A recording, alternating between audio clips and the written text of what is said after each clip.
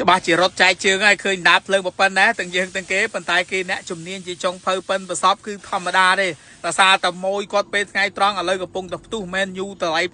$7មកហូបបារាំងពុកម៉ែបងប្អូនមិនមែនមានតែស្តេកទេណាពិសេសមែនតើហើយលក់ដាច់ណាពេលថ្ងៃអ្នកទាំងអស់គ្នាអាចទៅសាកល្បងភ្លក់រសជាតិមកហូបបារាំងនៅទីនេះបានអញ្ចឹងឃើញតាំងពីភ្ញៀវរបស់គាត់បរទេសបារាំងអីគេចូលចិត្តមកសាកណាអញ្ចឹងយើងខ្មែរចង់ដឹងម្ហូបបារាំងមើលរសជាតិគេមិនមកសាកបានតាន់គេមានជំរើសមែនយូតម្លៃត្រឹមតែ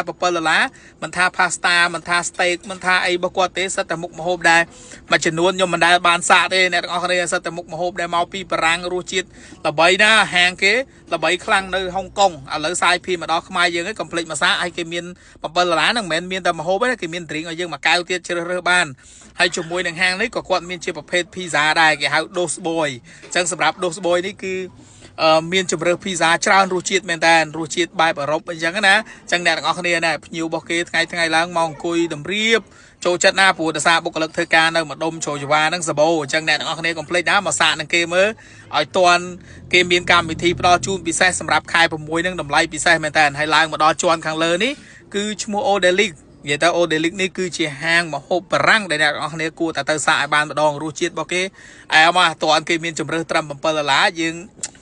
យូរម្ដងចេញពីធ្វើការ$7ខ្ញុំគិតថាសមរម្យហើយគេមានជំរើស menu ច្រើនដែលអ្នកទាំងអស់គ្នាអាចសាកល្បងភ្លក់ជំរើស menu នេះបានព្រោះអីម្ហូបមួយចានត្រីងមួយឆ្អែតព្រោះអីគេមានជំរើសឲ្យយើងញ៉ាំណាអញ្ចឹងអាចមករកបាន Odelic បើកតាំងពីម៉ោង10ព្រឹករហូតដល់ម៉ោង10យប់ទីតាំងនៅជិតជ្រោយចង្វាកំពង់មូលជ្រោយចង្វាទេអត់ឆ្ងាយទេអញ្ចឹងមកដល់អ្នកទាំងអស់គ្នាអាចញ៉ាំជា oyster ព្រោះ oyster គេឮថាថ្ងៃពហុនោះមាន oyster មួយគ្រាប់$1ទៀតអូយ oyster គេសិតតែ oyster ល្អដែលអ្នកទាំងអស់គ្នាអាចសាកល្បងភ្លក់ហើយមិនមែនហាង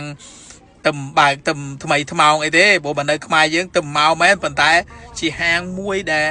franchise ល្បីនៅខាងហុងកុងខ្លាំងហើយ steak របស់គាត់នេះ$7អ្នកទាំងអស់គ្នាបាន drink មួយកែវទៀតអញ្ចឹងខ្ញុំគិតថាសមរម្យណាស់សម្រាប់អ្នកទាំងអស់គ្នាញ៉ាំពេលថ្ងៃត្រង់ឡាញ់ម្ហូបរបស់គេមួយហើយដូចអាមួយនេះអញ្ចឹងម្ហូបល្បីនៅបារាំងប៉ុន្តែខ្ញុំអត់ចាំឈ្មោះទេមុខម៉នុយរបស់គេសិតតែពិបាកហៅពិបាកចាំហើយអានេះជាប្រភេទ high tea របស់គេញ៉ាំរបៀប couple 2នាក់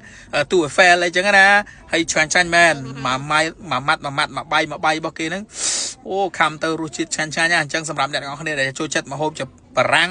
ស្តង់ដាម្ហូបរបស់គេ test ចំហ្មងហើយបរិយាកាសហាងស្អាតលយគឺអាចមកនឹងបានលយខ្លាំងណាស់និយាយទៅអ្នកទាំងអស់គ្នាអាចលក្ខណៈរៀបចំ birthday អីគឺគេមាន free អញ្ចឹងឲ្យទៀតណាអរគុណច្រើនបាយបាយ